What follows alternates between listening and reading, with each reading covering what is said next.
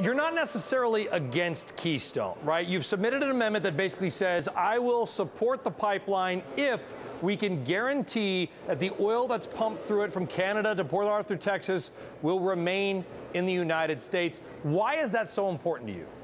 Well, because the oil is the promise that the Americans get in return for allowing for a danger to our environment to be created.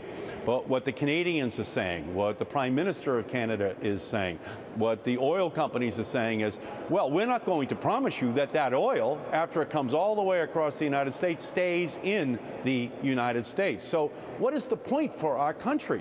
We need this oil here for American companies, for American industries, for American consumers.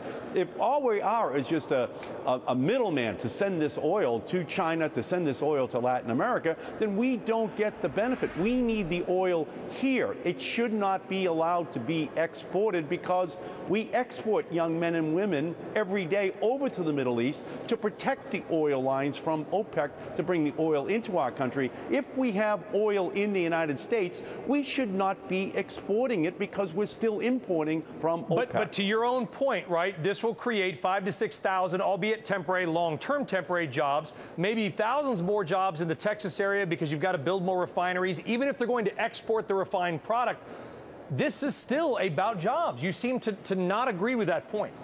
Oh, I agree that in the short run, there may be 5,000 or 6,000 jobs that are created in the construction of the pipeline. Plus more with the refineries that will be created, even if it's going to refine the product and export it. But the point that the oil companies and Canada want you to forget is that if we then ship all the oil to China or ship all that oil to Europe, then we wind up with higher prices for our manufacturers of every product that we make in the United States. And that's the same problem with the pipeline built through Alaska to send natural gas to China. I don't oppose the natural gas pipeline. I oppose then sending it to China, because that should be used, much lower priced natural gas, for our chemical, fertilizer, steel industries, because otherwise we're shipping our low-cost natural resources to other countries.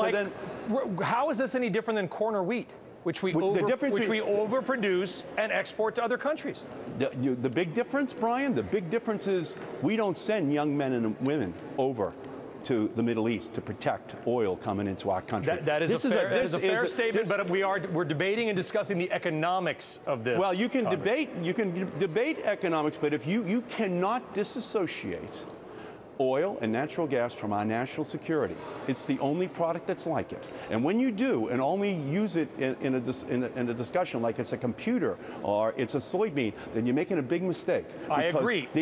On your sister networks, all they're talking about is the Middle East and our young men and women over there and the relationship with the oil that we have to import. Completely understood, which is why NBC is hiring Our Heroes initiative next week about hiring veterans. A very important thing. My father was a Navy 9-year man. I couldn't agree with you more. So keep national security. But here's what confuses me a little bit. You're also opposing the $40 billion natural gas pipeline proposed by ConocoPhillips and Exxon that would ship basically natural gas around the world. No, I am not. We have too much natural gas production here for consumption.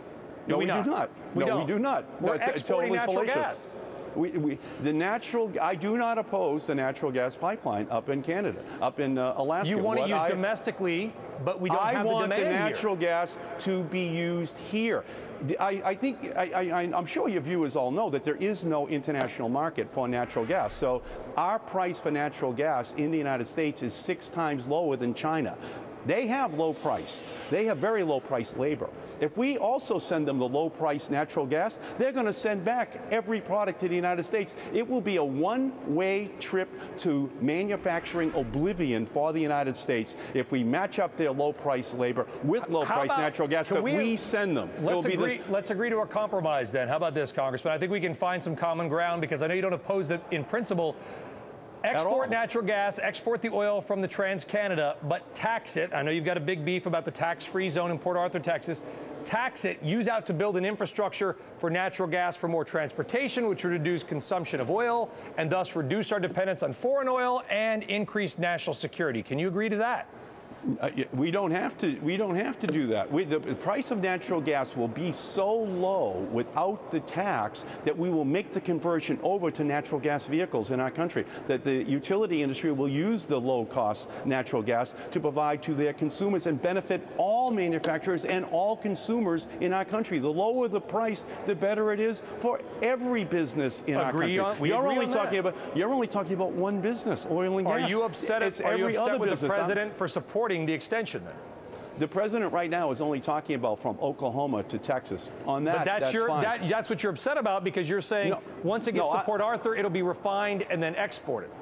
No, the real environmental danger comes for the Canadian oil that's coming across very environmentally sensitive aquifers and other parts of our country. That's where that danger is coming from. And if the Canadians want us to build that over our land and then say North American energy for North America, then keep the oil here. Otherwise, it's a big lie. Otherwise, it's one big false advertising claim that the Federal Trade Commission should take action against as an unfair and deceptive practice. If it's American oil and gas from America, say it and then do it. Don't say that we're then going to export it and leave that in the small print for Americans not to understand. So every ad on every network says American energy for Americans. I agree. Well, much of this oil will probably never be used for U.S. refineries and U.S. consumption for gasoline once it's refined for an export market. Agreed, but at least it does create some jobs. Congressman, we got to leave it there. I'm sure the discussion will continue. I appreciate you coming on our program to talk about it. It's a big debate over false and deceptive advertising by the oil industry. Thank you.